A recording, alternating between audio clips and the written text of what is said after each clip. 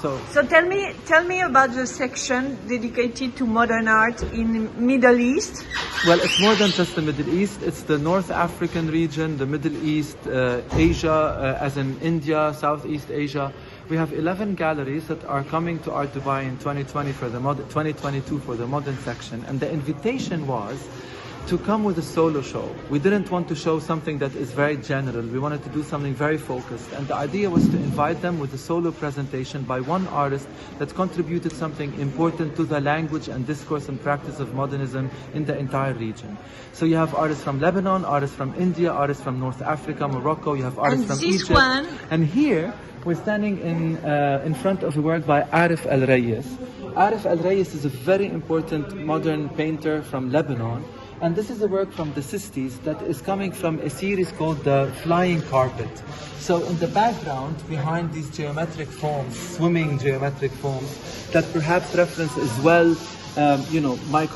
microbiology, microcosms, you see the and patterns space, of the in fact. carpet. And space, I mean, it was the Sputnik era after all, no? Exactly. So this is one solo presentation focusing on his work from the 60s, or one line of work by Arif El Reyes from the 60s. Who's going to be in our exhibition at the Group Yusba, opening on March 24, that is celebrating the golden age of Beirut. And But you are everywhere. Yeah. And even everywhere in Berlin, right? We're cloned. I think there's about 5 clones. This is an amazing self-portrait that you see behind. And is he completely unknown? It depends on who you are. For some people, he's completely known. And for others he isn't. But the idea from the modern section also was to create these encounters, that you can come here and encounter these very important positions. So this is one example from Lebanon. Mm-hmm. Maybe we can walk together and I can show you a very, very important example from Morocco. Yes. So this is an important artist called Mohammed Qasimi, who's a significant figure of modern art in Morocco and in the Arab world.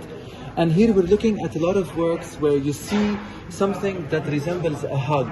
2 people embracing, 2 entities coming together. And here's another work from the 60s where you see this hug, this encounter between 2 people, and it's referencing the Mediterranean area, which you can see behind this kind of stamp in a sense, the cartography of the Mediterranean, and it's a premonition by the artist about how the area was closing up.